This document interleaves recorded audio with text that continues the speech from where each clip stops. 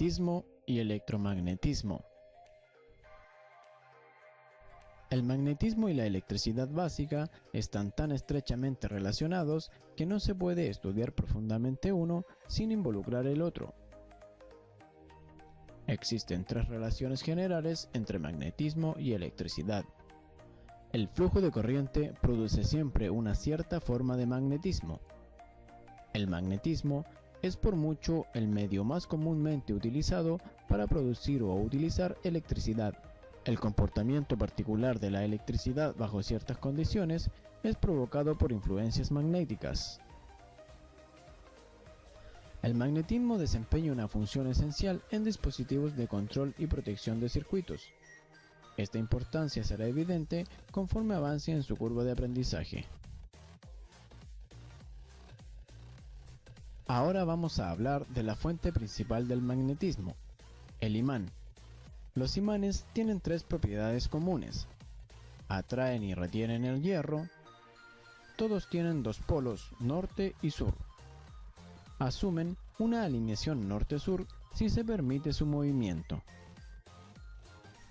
Cada imán está rodeado por un campo magnético que consiste en líneas de flujo o líneas de fuerza que se extienden en el espacio de un extremo del imán al otro, así como dentro del imán.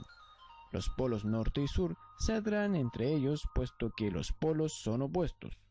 Es también cierto que dos polos del mismo signo se rechazan.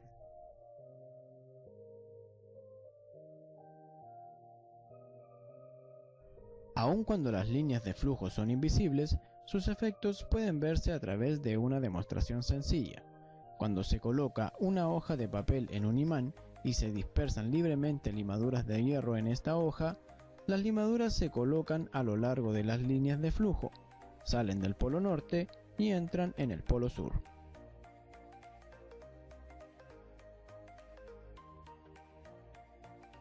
Existen dos tipos de imanes, imanes permanentes y electroimanes. Los imanes permanentes conservan su magnetismo después de la remoción de la fuerza magnetizante. La interacción de la corriente eléctrica y un campo magnético crea el electromagnetismo.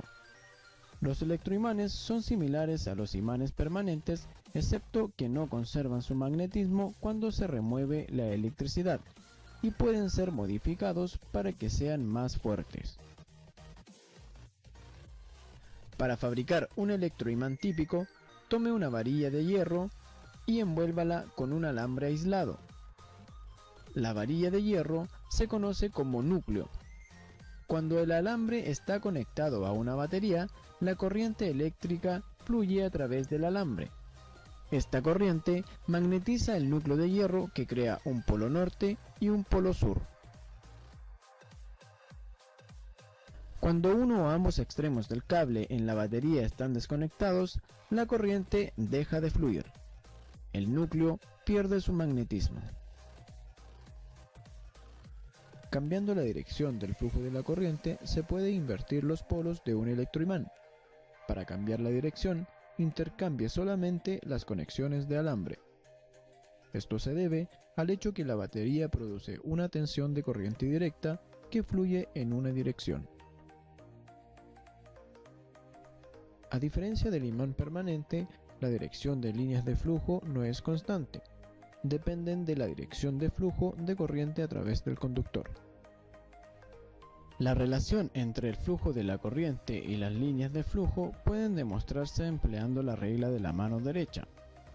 Un conductor que lleva una corriente es mantenido con la mano derecha y con el pulgar apuntando en la dirección del flujo de la corriente. Al envolver los dedos alrededor del conductor, los dedos apuntan en la dirección de las líneas de flujo. La regla de la mano derecha aplica cuando se utiliza el flujo convencional, pero cuando se utiliza el flujo de electrones, entonces se debería emplear la regla de la mano izquierda. Esta regla es la misma que la regla de la mano derecha, excepto obviamente que todo se hace con la mano izquierda.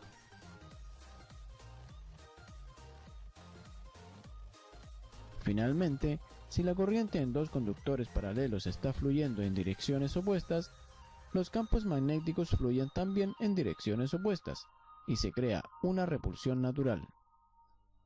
El grado de repulsión depende de la magnitud de la corriente.